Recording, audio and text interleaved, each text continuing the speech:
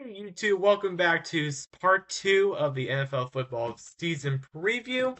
Please make sure you checked out the first part of the series that I outlined on Saturday regarding my views on the schedule with the holiday matchups, the primetime games, the 425 national doubleheader window games. So please go and take a look at that video to talk about my thoughts with everything. But now with the second part of the series, we're going to delve into each individual NFL team one at a time.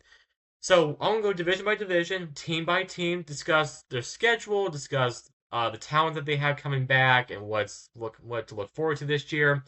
But we're going to start with our first conference or first division, being the arguably the weakest of the eight major divisions in the NFL. That would be the AFC South. That features the Houston Texans as the division reigning division champions, the Indianapolis Colts, the Jacksonville Jaguars, and then the Tennessee Titans. All right, so we're going to kick off this video by talking about the Tennessee Titans. Of course, Tennessee was coming off having the number one overall pick in the 2025 NFL Draft. And to say the least, that this would be a massive rebuild year would be an understatement, but a team that has been pretty much on the decline ever since that lost in the divisional round to the Cincinnati Bengals 4 years ago. It's been the narrative for them with coaching changes and quarterback changes and everything. So this will be for the Tennessee Titans be year number two under head coach Brian Callahan. Of course, the former Cincinnati Bengals offensive coordinator did not have a good year last year.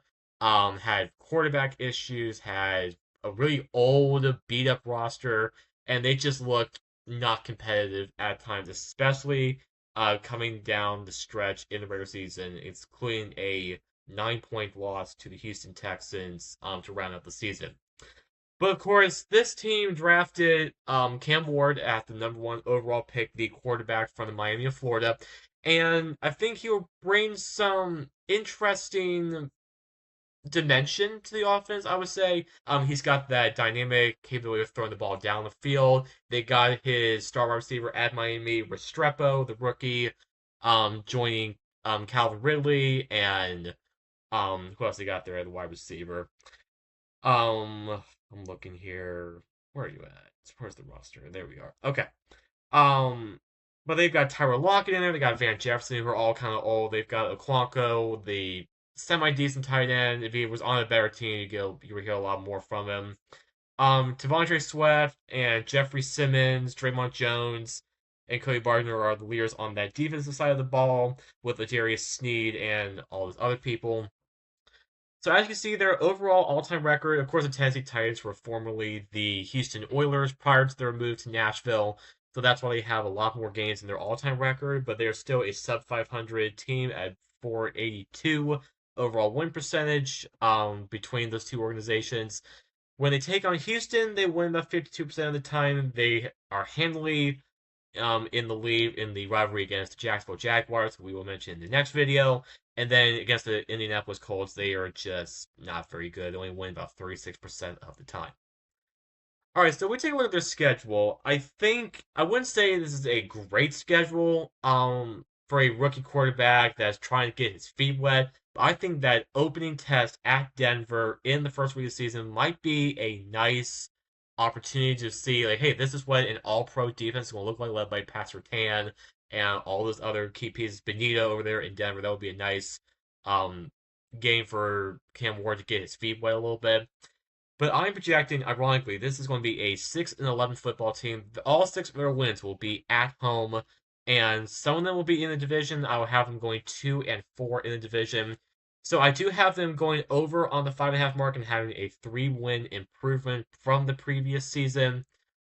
This is one of three teams where they do not have any primetime matchups on their slate. They all have 1 o'clock games and 4 or 5 games. The 4:25 game against the Indianapolis Colts in week number 8.